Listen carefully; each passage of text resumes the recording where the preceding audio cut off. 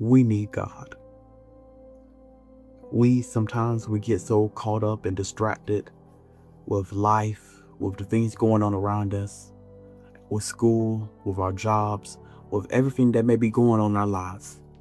But we really need to get back into that intimate place, that secret place in right standing with God. Let's go to Psalms chapter 24, verses 3-4, and I'm going to be reading from the New Living Translation. It says, "Who may climb the mountain of the Lord? Who may stand in his holy place? Only those whose hands and hearts are pure, who do not worship idols and never tell lies." We have to get back to the secret place. We have to get back to that intimate place. We have to get back to the holy place. In order to have an intimate relationship with God, some things are going to have to break.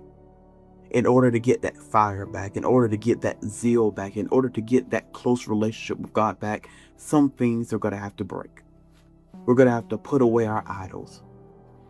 Sometimes we get so caught up in one thing or another, and we can make an idol out of an individual, an idol out of a thing, an idol out of a situation.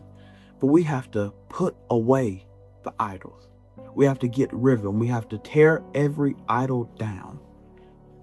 Every throne that we have erected in our hearts that is not God, we have to tear it down. We have to turn from our wicked ways, from our lying, from our cheating, from our lusting, from our wickedness. We have to purify ourselves.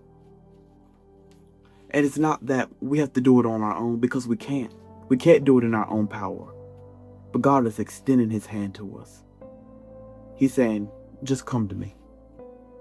Even though you've made this mistake, even though you may have fallen short in this area, just come to me. You don't have to run from God. You can run to him. So my friend, if you are struggling in an area on today, if your relationship with God has not been where it needs to be, you can recover. You could get back to that intimate place. Just bring those issues to God. Those trials you're going through, those tests you're going through, those sins that you're struggling with, bring it to God. Just be open and honest with him. Don't be performative. Just be honest with him. Lay it before the Lord. Call out to him. Say, God, I'm struggling in this area. God, I'm dealing with this thing. God, I'm dealing with that thing. And he will help you. I'm reminded of the scripture that says, if my people, which are called by my name, will humble themselves and pray, and seek my face and turn from their wicked ways, then will I hear from heaven and will forgive their sin and heal their land. God is willing to forgive you. God is willing to heal you. God is willing to restore you. Will you just turn back to him? We have to get back to that holy place. We see what's going on in the world. We see the different trials and tests that we deal with individually, and we need the help of God to just overcome, to get through. We have to get back to that holy place. We have to get back to that intimate place. The time is now for us to get back right with God. So if there's a sin in your life, let's get it right today. Let's confess it. Let's repent of it today. Let's not put it off for tomorrow. Let's get it right today. If there's a situation you're going through, let's bring it to God in prayer. Let's not continue to stress about it. Let's not continue to worry about it, but let's bring it to God in prayer. Let's truly seek his face. Let's turn from our wicked ways. Let's fully submit to God, to walk in obedience to him. It's going to cost us something. We have to sacrifice control. We have to give the pen back to the author. But he's trustworthy. He's brought you through before. Why can't he do it again? He's brought others through. Why can't he do it for you? God is trustworthy. He's faithful, he's kind, and he is willing to help you. So my friends, I just want to encourage you today just to surrender, to let go, to stop trying to control it, to stop trying to write your story. Give the pen back to the author. Put your trust in him. The word says, trust in the Lord with all thine heart, and lean not to thine own understanding, but in all thy ways acknowledge him. And what does the word say? He said, he will direct your path. You don't have to fight this battle alone. You don't have to fight that situation alone. You don't have to go through this life alone.